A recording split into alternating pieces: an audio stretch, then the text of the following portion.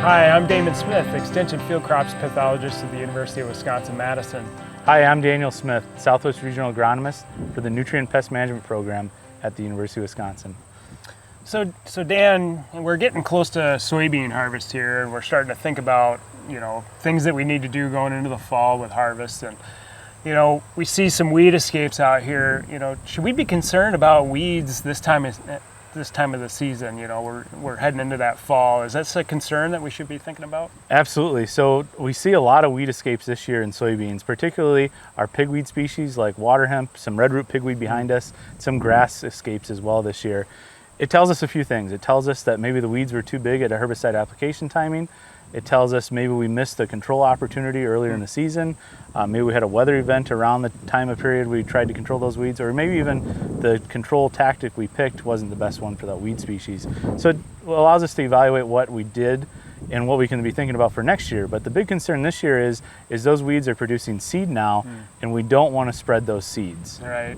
So along those lines, if we don't want to spread those weeds around, what should we be thinking about as we're coming into this harvest time? What are some of the things we could be doing? Right, so we should be thinking about trying to prevent those weed seeds from leaving that field. There's not much we can do about those weed seeds now that they're viable and they're being produced.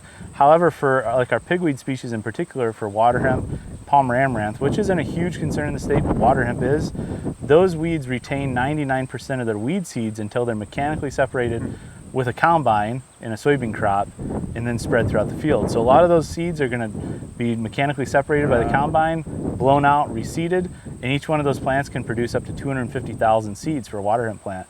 A lot of new plants over the next 5 years. Wow, yeah, so sanitation is really everything when it comes to equipment and where you have heavy infestations. Would you think about harvesting in a certain order, maybe going after those fields with lower pressure, working your way into the higher pressure? Is that something to think about as well? Absolutely. So when you're looking at your fields getting ready to harvest, I would leave the weedy fields till last if possible. If you have just an area in the field, a big strip, I'd consider not harvesting that if that's an option. But if you have to harvest that because it's a fairly large area, come back and get that last, because the worst thing that you want to do is put all those seeds into the combine. Yeah. What about custom harvest operations? Is there some things we should be thinking about if you're hiring out a custom harvest crew? Right. So I would just ask them if there's a procedure they go through. If there's not, offer to A, help clean out that combine, but B, offer to compensate them for that time. Try and make that relationship the best you can without bringing those weed seeds to your farm, because likely most combines are going to have weed seeds in them. We've done 18 combine cleaning clinics. All but one had weed seeds, and that was a brand new machine. So right. they're there. It's key. So sanitation is key. If you'd like to learn more about weed management, IPM, or even nutrient management, feel free to visit the Nutrient Pest Management Program's website at ipcm.wisc.edu or visit your local extension educator.